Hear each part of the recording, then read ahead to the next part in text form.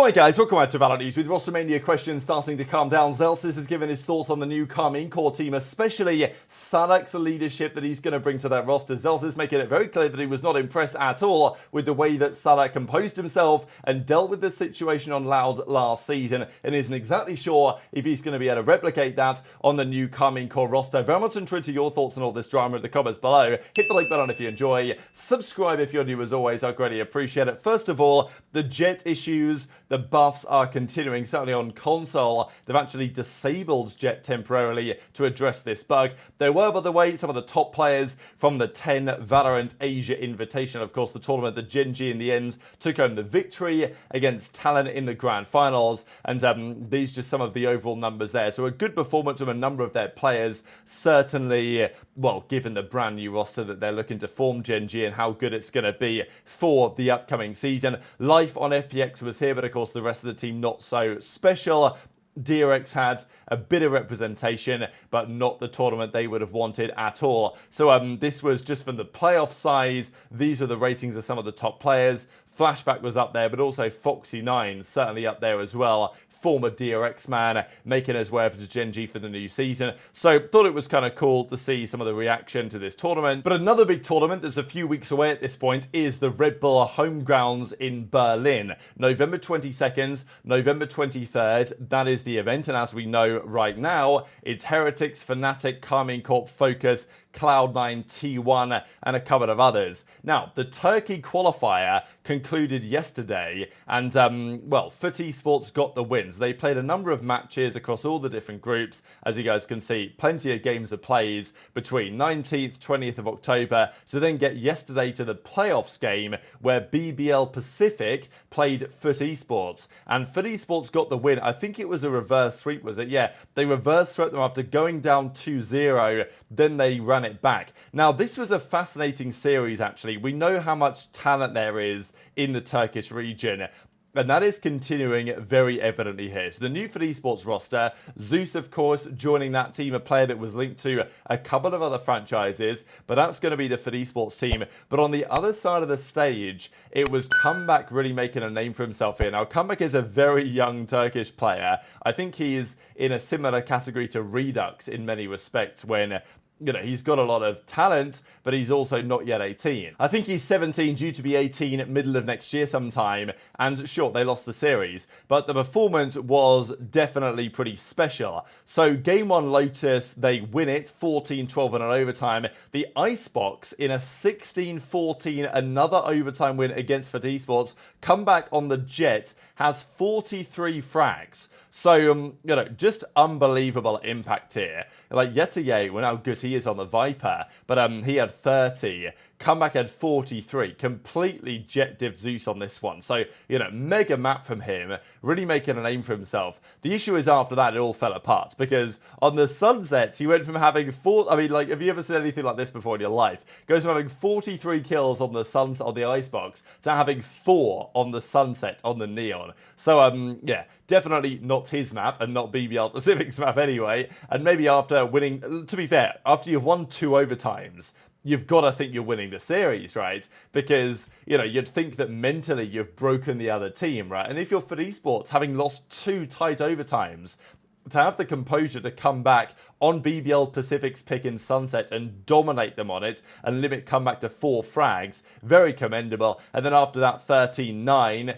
And then in the end, it was 13-9 again on the Ascent. So Comeback had a bit of a comeback after his devastating Sunset performance, but it wasn't quite enough. So yeah, crazy series really. But over the course of the series, the player that probably stood out the most for the Icebox was Comeback, who had, you know, 97 and 80, 94 and 87 overall of the series. So definitely another player to look out for in the future. Thought this was kind of cool as well. So Boom Esports, they are in the Valorant League for next season, replacing Bleed, as we know, because, well, they're out of there.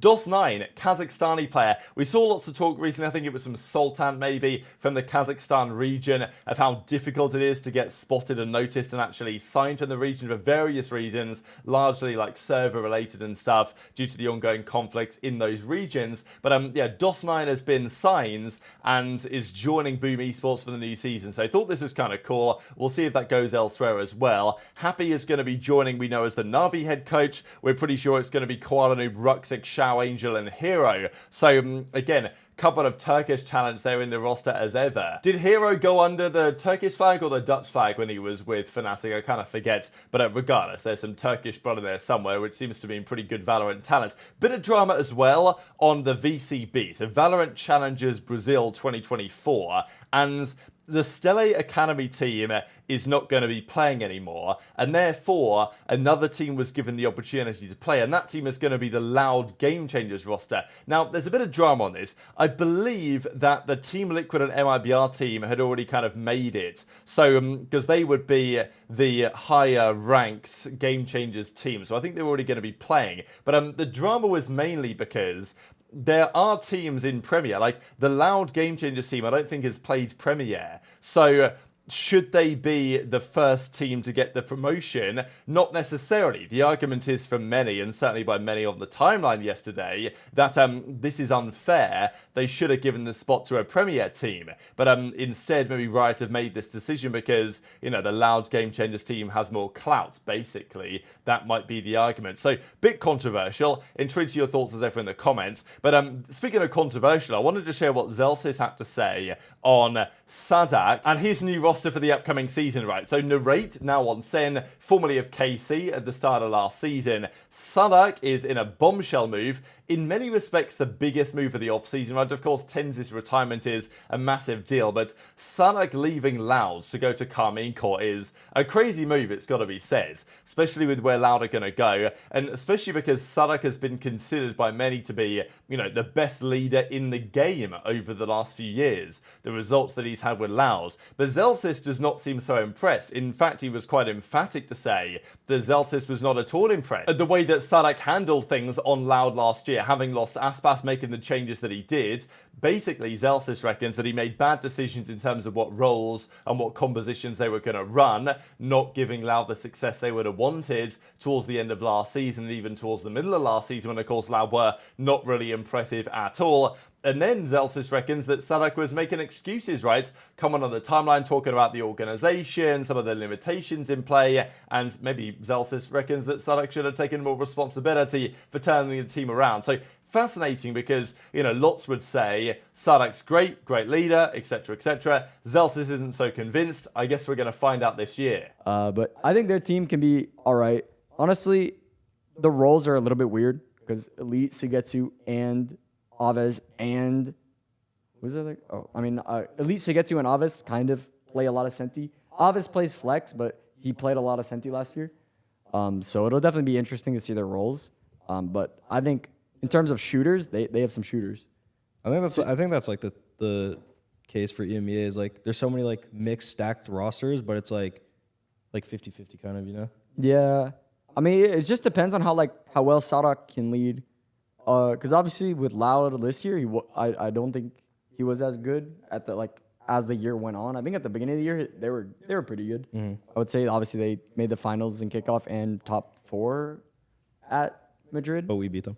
Yep, we beat them. I just feel like he was dealt some pretty unfortunate cards. I mean, they lost a duelist player. The new pickup was someone who hadn't played duelist in like years. It was QCK. He just switched to duelist before he joined, and then then they were duelist. I think is a little. I'm not gonna lie, I'm gonna shit talk just because I think he poorly ran that team. Like I have no idea how they ran. Once Aspas was gone, because QCK they came in and they just put him on Phoenix on every map. Oh, and yeah, they had Phoenix on Sunset. I remember that. Yeah, they played him on Bind, played him on Sunset, played him on Ascent. Like they just ran the same shitty comp. I feel like long. I don't think they did. Well, I don't think they did it all year long. It was in the beginning of the year. It was like the first while QCK was playing. They did that for like 3 months. While QCK was playing. To be fair though, I feel like their only success really they were running the Phoenix comp. I'm not gonna lie. They had second in kickoff. But it's actually true. Yeah, but isn't that kind of I mean, I think it's bad. I don't think the Phoenix comp was good. Was the best tournament. It was a most bad comp. Tournament. It was a bad comp, but I feel like that's. I mean, they ended up making Madrid. They were fine. Yeah. But then I don't know. I just feel like as a leader he put off so much responsibilities. I feel like he made so many Twitter posts saying the org didn't allow him to do this or anything like that. But it's I feel and then he ended up saying eventually he was not gonna. He wasn't even calling at a point. I didn't even know that. Yeah, he admitted that he wasn't even calling towards the end of the year. So Who's calling? Anyway, yeah. But That's what I said. Like, if he can lead the team well, I think they could definitely do well, just considering how like good of players like are on the team. So as Narrate says, look, sure, there's talent on that roster. Martine, I think maybe it was Narrate who went on to say a few minutes earlier, Martine is, an incredibly talented player. He reckons could be one of the absolute best duelists in the entire world. Ave, I'm guessing it's Ave, maybe it's Aves, but yeah, he's going to be on the team as well. Sagetsu, and then potentially Elite rounding out the roster. There are still a couple of question marks on this, but it seems pretty likely. But yes, Saadhak then as the in-game leader. So definitely some talent on that roster.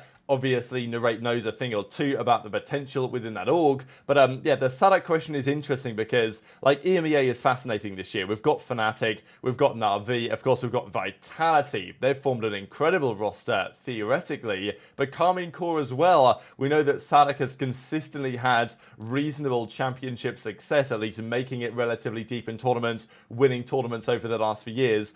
Obviously knows a thing or two about leading a team to success. But yeah, Zellsis wasn't so convinced that his style last year was absolutely the best. So definitely intrigued to your thoughts in the comments below because, controversial as ever. Still kind of confusing to me that as it stands, we don't have confirmation of this yet, right? I mean, Saadhak still as it stands is a Loud player. It still says Loud in his name and in his Twitter name and everything like that. So yeah, I imagine they're going to confirm this relatively soon enough. But intrigued to your thoughts on this little rivalry, and we'll see if that goes anywhere, right? Because this season it's not impossible at all. We see a bit of Sentinels versus Karmine Core action, and that'll be interesting now for a couple of reasons. Narrate versus former team, and Zellsis versus Saadhak on some level at least. But very much intrigued to your thoughts as ever on all of this stuff in the comment section below. Hit the like button if you enjoyed, subscribe if you're new, take care, and I'll see you next time.